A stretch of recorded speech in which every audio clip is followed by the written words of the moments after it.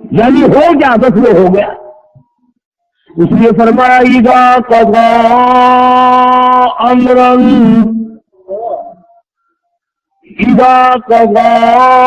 امرا فإنما يقول له كن فيكون.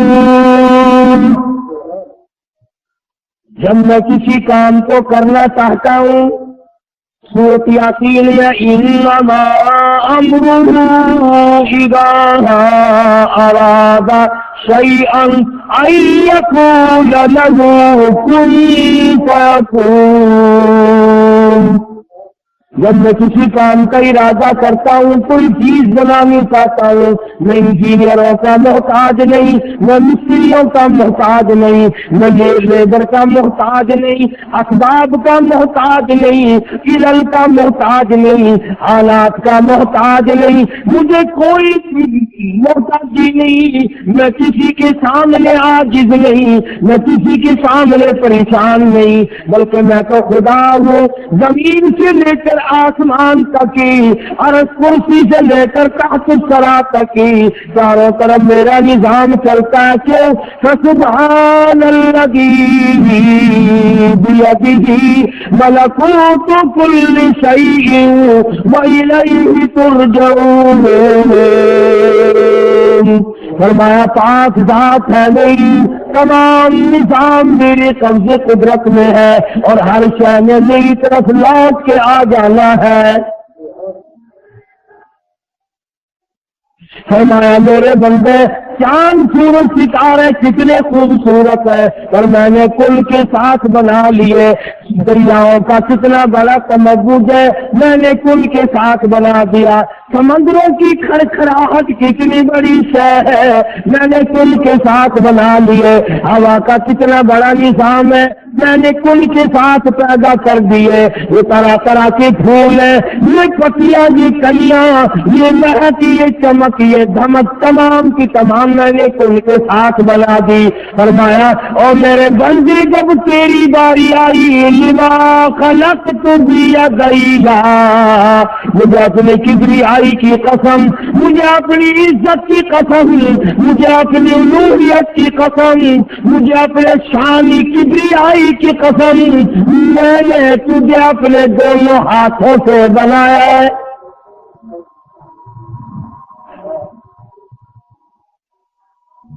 تو اپنے لبوں پہ غور کر اپنی زبان پہ غور کر اپنی ناک پہ غور کر اپنی آنکھوں پہ غور کر اپنے ہاتھ کی انگلیوں پہ غور کر اپنے پیروں کی طرف نظر جھکا اپنی تمام سنون کی طرف نظر کو جھکا اور دیکھ تو صحیح میں خدا نے تجھے کس نے حسین سانچے میں ڈالا ہے. وفی انفسکم افلا تبصرون. اور میرے بندے اگر تو مجھے تلاش کرنا چاہتا ہے اور اگر تو مجھے دیکھنا چاہتا ہے اور اگر تو مجھے ملنا چاہتا ہے اپنے ہر آرزو کے اندر تلاش کر لے وہی ملوں گا. اپنے آپ میں دیکھ اپنی ہر شے میں دیکھ وفی انفسکم افلا تبصرون. اپنے کھانے میں دیکھ اپنے پینے میں دیکھ اپنے پہننے میں دیکھ اپنے چلنے پھرنے میں دیکھ اپنے سانس لینے میں دیکھ اپنی زندگی میں دیکھ رات کو دیکھ دن کو دیکھ میں تجھے نظر آ جاؤں گا. فرمایا بندے میں نے تو تجھے بڑا اونچا کیا ہے اب تیری مرضی اگر پستیوں کے گڑھے میں گر کے مرنا چاہتا ہے تو مر. میں نے تجھے بڑا شان دیا مرتبہ دیا عظیم سے عظیم مرتبہ عطا فرمایا. ساری کائنات تیرے لیے بنائی. فرمایا کھیتیاں سرسبز ہیں تیری غذا کے واسطے چاند سورج اور ستارے ہیں ضیاء کے واسطے سب جہاں تیرے لیے اور تو خدا کے واسطے سب کا سب نظام تیرے لیے. تو پروردگار عالم نے تجھے سمجھانے کے لیے، تجھے یقین دلانے کے لیے، تیرے دل میں ذہن نشین ایک مضمون کرانے کے لیے قسمیں کھائے۔ سبحان اللہ، قسم کھانے والی ذات پروردگار عالم کی ہو اور یقین کرنے والا جاہل گدھا یقین نہ کرے، جھوٹ کے نہ مر جائے۔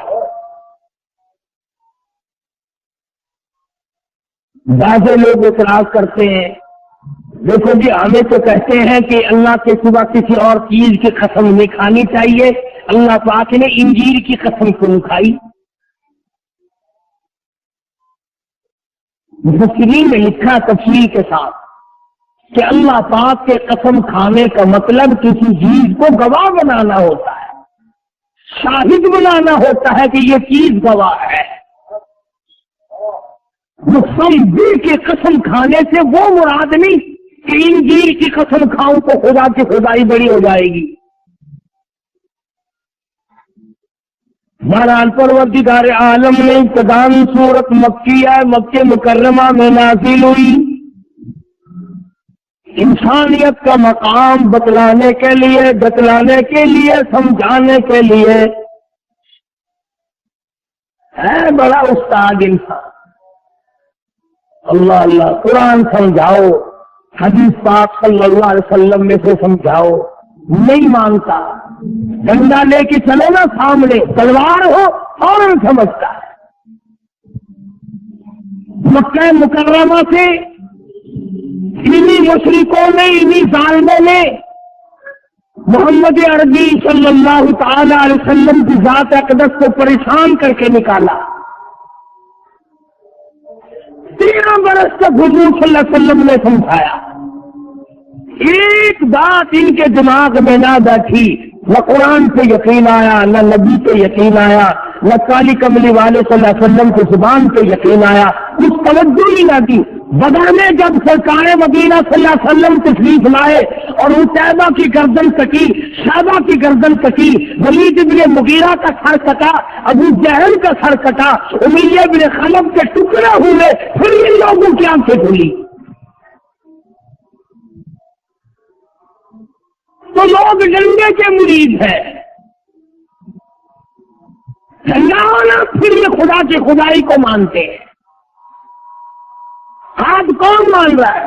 نعوذ باللہ، جہاں زلزلہ آ جائے، خدا کا قہر آ جائے، گڑے پڑ جائے، شہر غرق ہو جائے، یہ نہیں جو وہاں آئے گا وہ روے گا، سیر کرنے کے لیے آ جائے گی باقی بچی دنیا، بجائے اس کے کہ وہاں کھڑے ہو کر روئے، چلائے الہی، یہاں بسنے والے مرد کہاں گئے، یہاں رہنے والی عورتیں کہاں گئی، یہاں رہنے والے بچے کہاں گئے، ان کا ساز و سامان کہاں گیا، ان کی کوٹھیاں اور بنگلے کہاں گئے، ان کی عمارات کہاں گئی، ان کی دولت کہاں گئی، بلکہ وہاں تماشا گاہ بنا لیتے ہیں، شہر گاہ بنا لیتے ہیں، خرچ کر کر کے آنا، اور ان جزیروں کو جو غرق ہو گئے دیکھ کر بجائے عبرت حاصل کرنے کے تماشا بناتے ہیں۔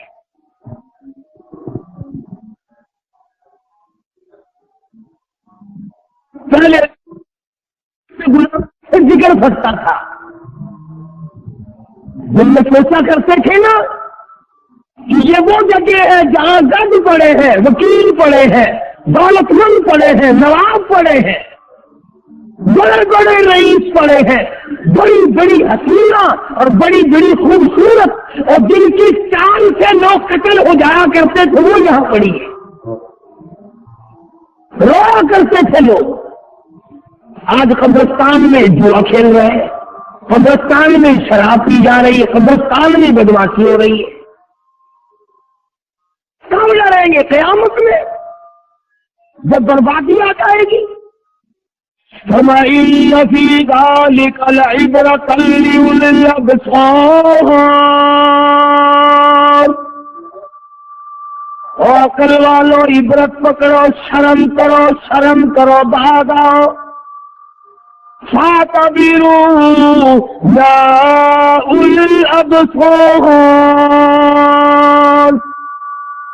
عبرت پکڑو، حیا کرو، ڈوب کے مر جاؤ۔ شرم کا دامن پکڑو، شرم کو ہاتھ مارو، ہاتھ ابھی ہوں یا اول الابصار،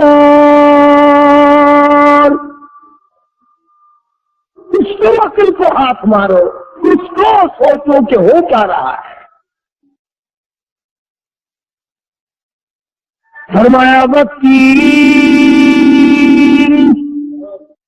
قسم ہے انجیل کی، سبحان اللہ، پروردگار عالم ہے، زمین و آسمان کا مالک، عرش عظیم کا مالک، کائنات کے ذرے ذرے کا مالک، سمندروں دریاؤں کے قطرے قطرے کا مالک، درختوں کے پتے پتے کا مالک، پھول کی ایک ایک کلی کا مالک، والتین،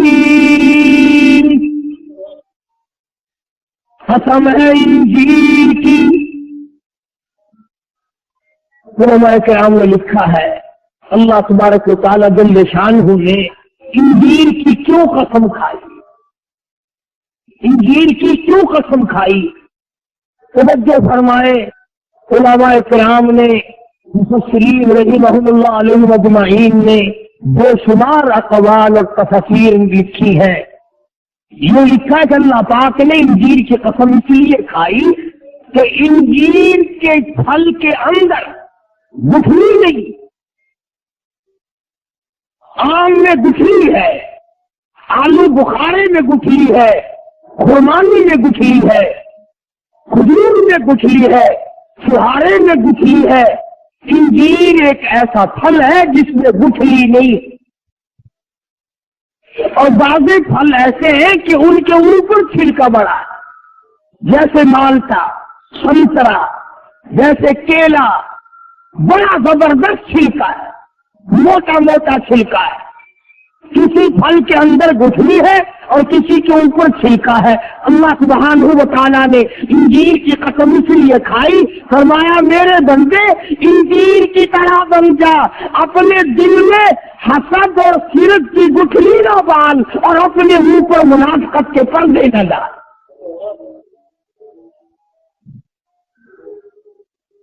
تو کتنا ہی پاکیزہ کیوں نہ بن جائے، تو کتنا ہی اللہ والا کیوں نہ بن جائے، تو کتنے ہی تسبیح چلانے والا کیوں نہ بن جائے، تو کتنا ہی تہجد اور اشراق کا پابند نہ بن جائے، اگر تیرے دل میں شرک کی گٹھلی ہے، حسد کی گٹھلی ہے، عداوت کی گٹھلی ہے، کینے کی گٹھلی ہے، بغض کی گٹھلی ہے، اور تیرے اوپر منافقت کا چھلکا ہے، منافقت کا پردہ ہے، منافقت کی چاروں طرف چادریں لپیٹ رکھی ہے، فرمایا جیسے چھلکا بیکار ہے، جیسے گٹھلی بیکار ہے، پیروں میں پھینک دی جاتی ہے، ٹھوکروں میں پھینک دیے جاتے ہیں، گھوڑوں اور جانوروں کے پیشاب گاہ میں پھینک دیے جاتے ہیں، پھر میرے بندے تو بھی جہنم میں پھینکنے کے قابل ہو جائے گا۔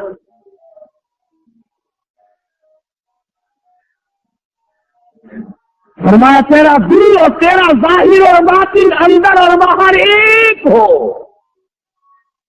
جو تیرا اندر ہو وہی باہر ہو، اور جو باہر ہو وہی اندر ہو۔ مگر بڑی مشکل یہ ہے کہ یہ ہمارا زمانہ جو ہے اس میں بدماشی، چلاکی اور بے ایمانی کو سیاست کہتے ہیں۔ جو کسی کو چال دے اور فریب کرے، ٹھگی مارے، کہ میں نے اس کو بڑی سیاست سے پھنسایا، جھوٹ بولنا سیاست، بے ایمانی کرنا سیاست، رشوت اور کی اماں، حرام کھانا، سور کھانا سیاست، بات کرنا اور بات بات میں فریب دینا سیاست۔ یہ تمہیں بتایا کس نے؟ ملا خاندان کی حکومت ہے، ملا جیل رحمت اللہ علیہ عالمگیر بادشاہ کے استاد ہیں، بزرگ ہیں بہت بڑے۔ اس زمانے کی بات کر رہا ہوں، اس زمانے کا گناہگار اور آج کل کا نیک پھر بھی وہ گناہگار اچھا۔ چند لڑکوں نے مشورہ کیا کہ یار مٹھائی کھانی چاہیے، انہوں نے کہا کھا، انہوں نے کہا ترکیب کیا ہو کہ چلو ملا جیون کے پاس چلتے ہیں۔ ملا سیبل رحمت اللہ علیہ کے پاس آئے اور کہنے لگے حضرت بڑی پریشانی ہے، بڑی تکلیف ہے۔ وہ چھکائے کی کہا کہ یہ جو دریائے جمنا کا پل ہے نا، دریائے جمنا کا جو پل ہے، سرکار اس کو اٹھا کر آگرے لے جانا چاہتی ہے، ان لوگوں کو آنے جانے کی بڑی تکلیف ہوگی، لوگ بڑے پریشان ہو جائیں گے، دریا کا پل اٹھا کر حکومت لے جا رہی ہے۔ تو ملا جیون صاحب فرمانے لگے کہ واقعی یہ تو بڑی تکلیف دہ بات ہوگی بھائی۔ ملا صاحب فرمانے لگے کہ بھی کیا صورت ہو بچانے کی؟ کہنے لگے کہ اگر کوئی مٹھائی کے پیسے ہو جائے نا تو پھول اٹھانے والوں کو تھوڑی سی مٹھائی کھلا دیں گے، وہ وہی رہنے دیں گے نہیں اٹھانے کے۔ ملا جیون رحمت اللہ علیہ نے کچھ پیسے دے دیے اور لڑکوں نے جا کے مٹھائی کھا لی۔ بتانا یہ چاہتا تھا جب اس بات کا چرچا ہوا کہ ملا جیون رحمت اللہ علیہ سے لڑکے ٹھگی مار کے پیسے لے گئے اور مٹھائی کھا لی، تو آ کے کہنے لگے میرا ملا جی آپ کی عقل میں یہ بات نہیں آئی کبھی دریاؤں کے پھول بھی اٹھا کر کہیں لے جائے جا سکتے؟ کبھی دریاؤں کے پھول بھی اٹھا کر کہیں لے گیا کوئی؟ کبھی گئے ہیں پھول؟ فرمایا بھائی میں نے دونوں چیزوں کا موازنہ کیا کہ دریا کا پھول کہیں اور جا سکتا ہے یا نہیں، اور مسلمان جھوٹ بول سکتا ہے یا نہیں۔ تو میری دانش میں اور میری عقل میں تو یہ بات آئی کہ پھول تو شاید اٹھ کر کہیں اور چلا بھی جائے اور لا الہ الا اللہ محمد رسول اللہ پڑھنے والا جھوٹ بول ہی نہیں سکتا۔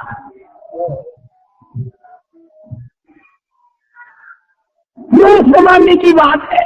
آج کل تو لوگ اصول سے لے کر ساری زندگی سراسر جھوٹ، بے ایمانی، بدماشی، جب لگے ہو رہے ہیں نا کروڑا پتی، وہ بھی کلیجے سے ہاتھ رکھتا پھرتا ہے مولانا نیند نہیں آتی، رات کو نیند نہیں آتی، گولیاں کھا لیا کر نیند آنے کی۔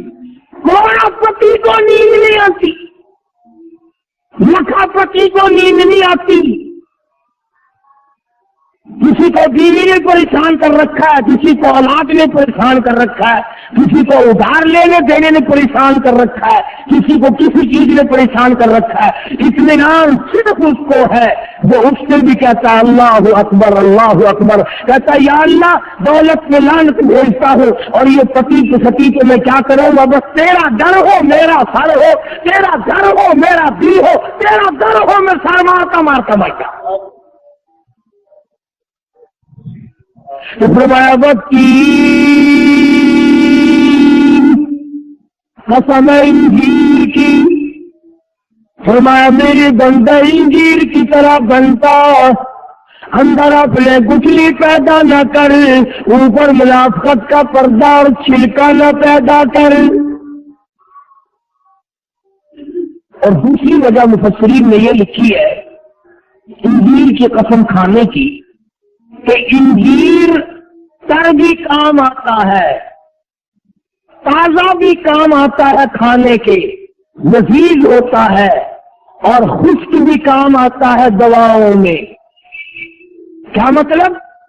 جان بھائی توجہ، نقطے کی بات ہے، قرآن کریم کی تفسیر لکھنے والوں نے، علماء کرام نے رحمہم اللہ علیہ اجمعین نے ہم پر بڑا احسان فرمایا، انہوں نے ایسے ایسے نقطے لکھے۔ وہ فرمایا میرے بندے انجیر کی طرح بن جا، کیوں؟ جیسے انجیر تر کام آتا ہے، تازہ کام آتا ہے، اور خشک بھی دواؤں میں کام آتا ہے، اور میرے بندے تو بھی ایسا بندہ زندگی میں بھی دوسروں کے کام آ، مرنے کے بعد بھی کام آ۔ اب کئی آدمیوں کے کان کھڑے ہو گئے ہوں گے کہ مرنے کے بعد کیسے کام آئے گا، چکری چلاوے گا کہ مردہ اٹھ کے کیسے کام آئے؟ فرمایا میرے بندے انجیر کی طرح بن جا، تازہ بھی کام آ، موسم بہار میں بھی کام آ، خشک بھی کام آ۔ کیا مطلب؟ سارے ساری زندگی میں میری مخلوق کی خدمت کرتا جا کرتا جا کرتا جا، اور مرنے سے پہلے کچھ ایسے کارنامے انجام دے جا، ایسے کام کر کے جا جو مرنے کے بعد بھی کام آ رہا ہو۔ مسجد بنا دے، مدرسہ بنا دے، سرائے بنا دے، کنواں بنا دے، نلکا لگا دے۔ تو قبر میں ہے، لوگ مسجد میں سبحان ربی الاعلیٰ سر سجدے میں رکھ کر کہہ رہے ہیں، آواز آتی ہے او میرے بندے تجھے تو پتہ نہیں تیری بنائی ہوئی مسجد میں کون آیا، کس نے وضو کیا، کس نے قبلے کی طرف منہ کیا، کس نے سر سجدے میں رکھا، کس نے عاجزی کی۔ سبحان ربی الاعلیٰ کس انداز کے ساتھ کسی نے کہا، فرمایا میرے بندے میں تیری قبر کے حالات سے بھی واقف ہے اور تیری بنائی ہوئی مسجد سے بھی واقف ہے۔ ادھر میں سنتا جاتا ہوں، دیکھتا جاتا ہوں، ادھر تجھ پہ میں اپنی کریمی کی بارش کرتا جاتا ہوں۔ علم پڑھا جا، قرآن کریم پڑھا جا، وہ آگے پڑھائیں، وہ آگے پڑھائیں، وہ آگے پڑھائیں۔ اللہ پاک تیرے کارنامے کو بڑھاتا ہی چلا جاتا ہے۔ سورہ سے دیکھ لے، بازے شیخ، بازے عالم کو اللہ پاک نے اتنی قبولیت عامہ عطا فرمائی۔ حضرت قاری رحیم بخش صاحب رحمۃ اللہ علیہ کے ہزار وہ قبروں میں ہے، مدینے پاک میں بیٹھے۔ میرا دماغ بھی میرے کام آئے، میری آنکھیں بھی میرے دین کے کام آئے، میرا دل بھی میرے دین کے کام آئے، میرے ہاتھ بھی میرے دین کے کام آئے، میرے پیر بھی میرے دین کے کام آئے، میری سوچ بھی میرے دین کے کام آئے، میرا دماغ بھی میرے دین کے کام آئے، میری انگلی کا اشارہ بھی میرے قرآن کریم کے کام آئے۔ فرمایا سر سے لے کر پیروں تک تمام کا تمام میرے دین کے لیے کام آنے والا بن جا۔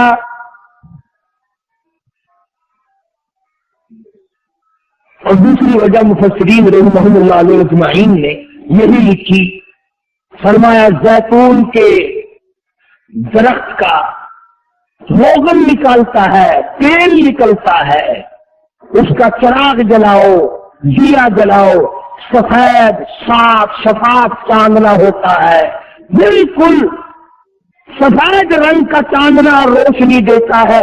زیتون کے تیل کا چراغ، زیتون کا تیل جب جلتا ہے تو سفید چاندنا ہوتا ہے۔ فرمایا میرے بندے جب تک میرے اور میرے دین کے کام آنے والے بن جائیں گے، محمد عربی صلی اللہ علیہ وسلم کے فرمان کے کام آنے والے بن جائیں گے، پھر میں تجھے اتنا اجلا اور اتنا ضلع اور اتنا صاف اور شفاف بنا دوں گا جیسے زیتون کے تیل کا چراغ سفید ہوتا ہے، میں تیرے دل اور دماغ اور بدن کو صاف کر دوں گا۔ فرمایا کے کام آنے والے بن جائیں گے، محمد عربی صلی اللہ علیہ وسلم کے فرمان کے کام آنے والے بن جائیں گے، پھر میں تجھے اتنا اجلا اور اتنا ضلع اور اتنا صاف اور شفاف بنا دوں گا جیسے زیتون کے تیل کا چراغ سفید ہوتا ہے، میں تیرے دل اور دماغ اور بدن کو صاف کر دوں گا۔ فرمایا بطوری سینین،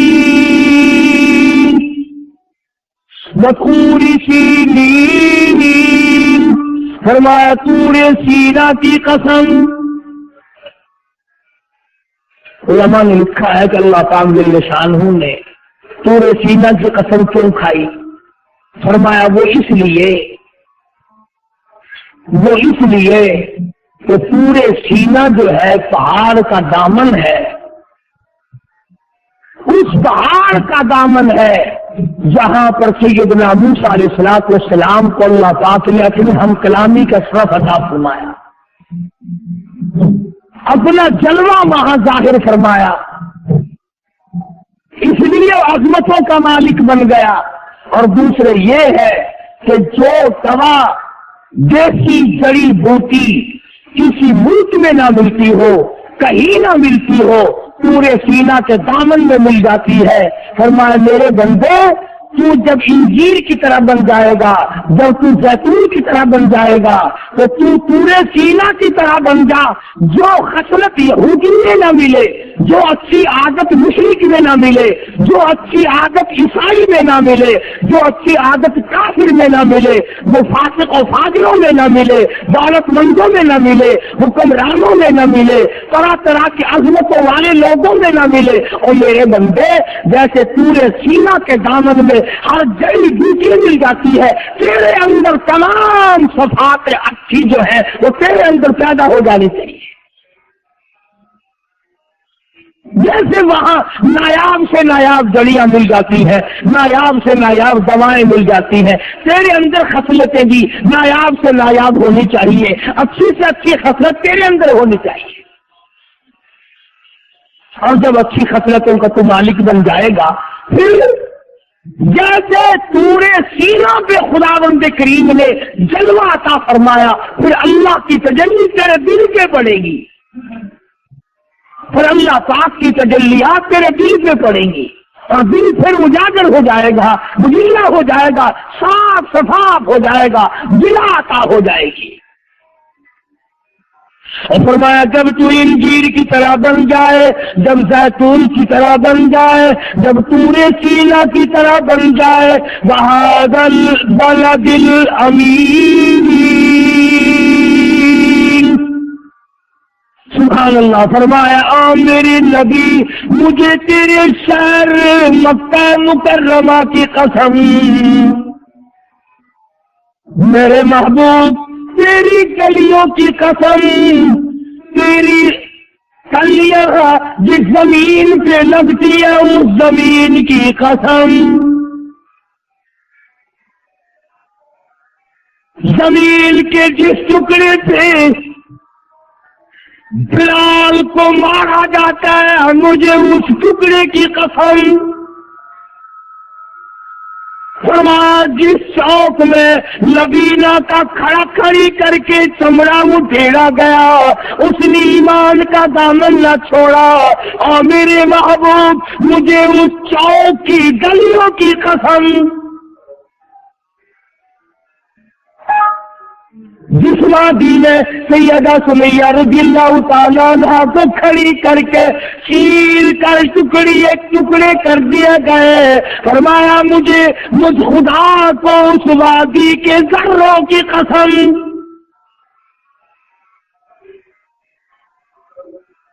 جس علاقے میں، جس چوک میں، جس میدان میں حضرت سمیرہ رضی اللہ تعالیٰ عنہ کی کھڑی کر کے دونوں آنکھیں نکال دی گئی، مجھے اس میدان کی قسم، وَهَذَا الْبَلَدِ الْأَمِينِ،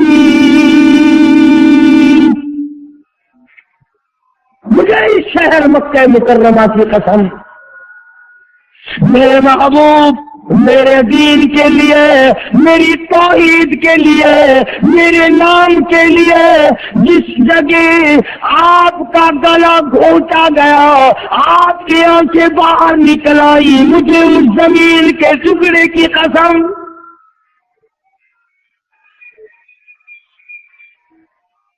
میرے محبوب صلی اللہ علیہ وسلم، مجھے یہ چار قسمیں گواہ ہیں، یہ چار چیزیں گواہ ہیں، میں ان چار قسموں کو کھا کر کہتا ہوں۔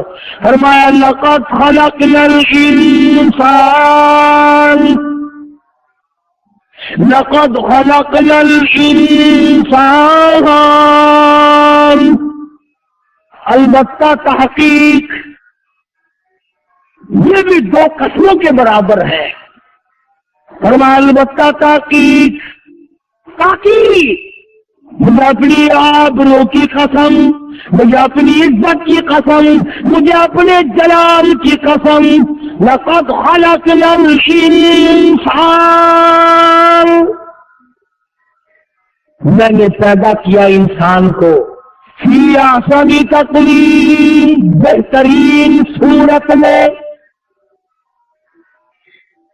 سبحان اللہ، اللہ پاک جس کی صورت کو بناتے ہیں، بعض صورتیں ایسی ہیں جو دیکھے وہ قربان ہو جائے، اللہ اکبر. علامہ انور شاہ کشمیری رحمت اللہ علیہ سہارنپور کے اسٹیشن پہ ٹکٹ خریدنے کے لیے کھڑکی کے سامنے تشریف لائے.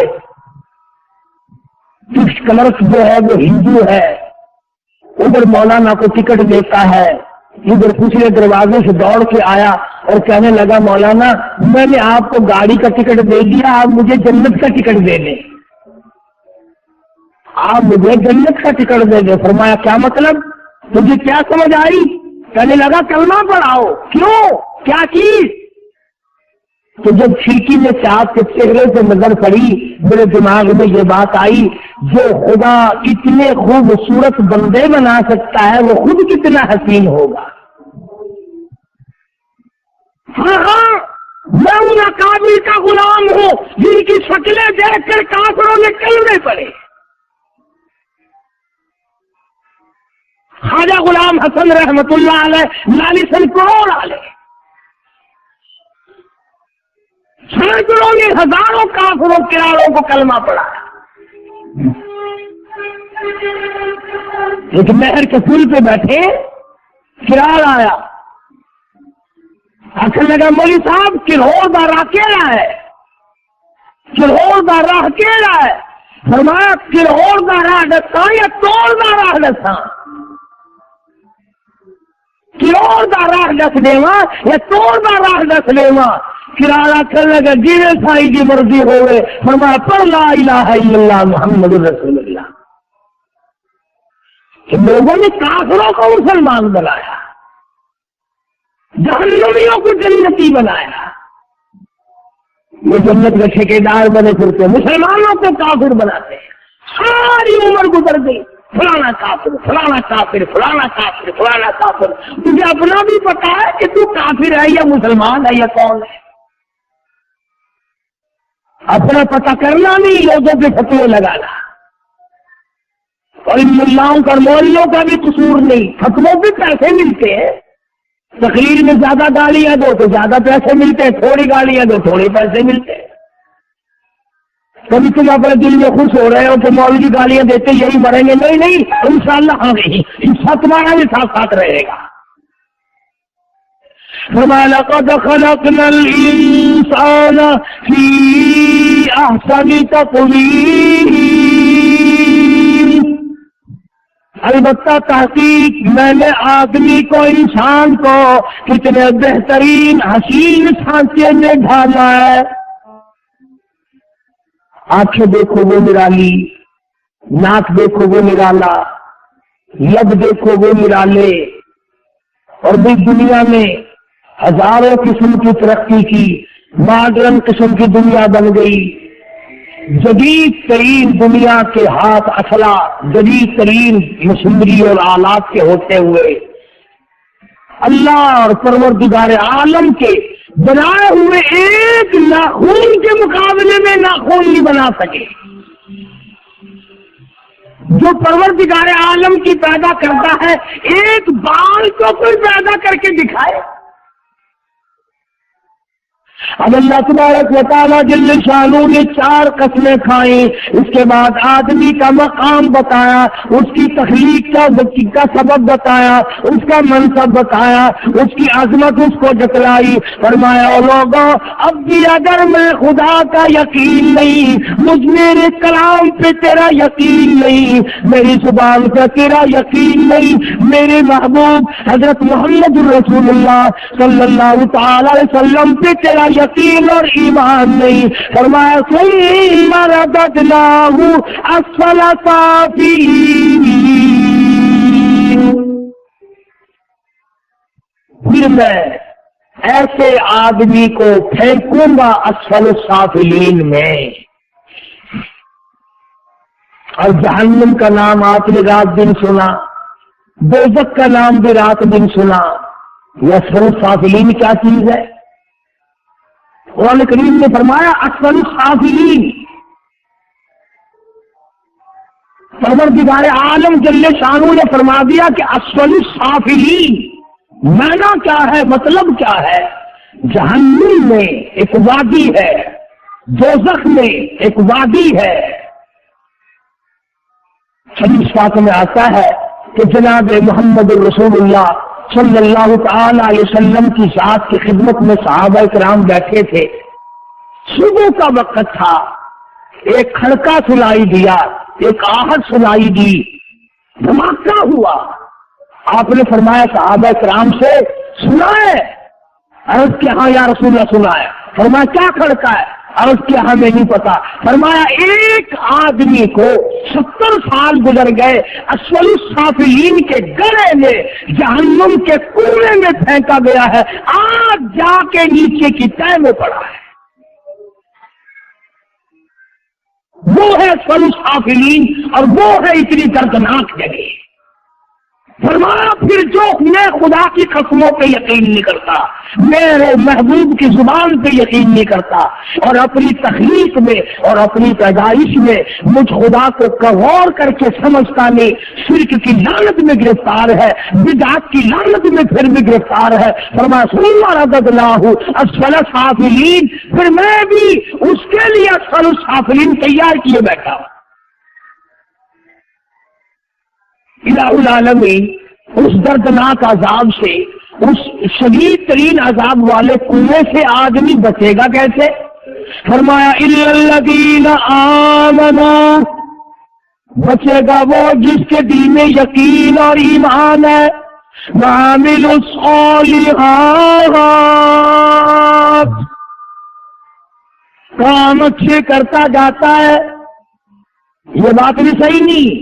کہیں ملیں گے آپ کو اباش اچکے, تم کہو گے نا داڑھی کیوں مناتا ہے, نماز کیوں نہیں پڑھتا, ایسا واہ واہ, دل میں وہ ایمان کو باہر ایمان دکھائی دیتا ہے. ایمان تو دل میں ہے, یقین تو دل میں ہے, خدا کی خدائی میرے دل میں ہے, تو باہر کیا لیتا ہے میں کچھ کرتا پھروں. فرمایا وعامل الصالحات, اندر ایمان کا درخت ہو اور اس کے پھل باہر ظاہر اعمال سے ہو رہے. الذین آمنوا وعملوا الصالحات, دل میں یقین اور ایمان پیدا کر اور اچھے کام کر. فلہم اجر غیر ممنون, پھر اس کے لیے میں نے اتنا بڑا اجر رکھا ہوا ہے جو کبھی ختم ہونے والا ہی نہیں. قبر میں ہوگا, حشر میں ہوگا, عالم برزخ میں ہوگا, منصرات سے گزر رہا ہے, اس کی جزا ہے, وہ ختم ہوگی ہی نہیں. پھر فرمایا فما یکذبک بعد بالدین, فرمایا کتنا بدبخت ہے وہ آدمی, کتنا ظالم ہے وہ انسان. فما یکذبک بعد بالدین,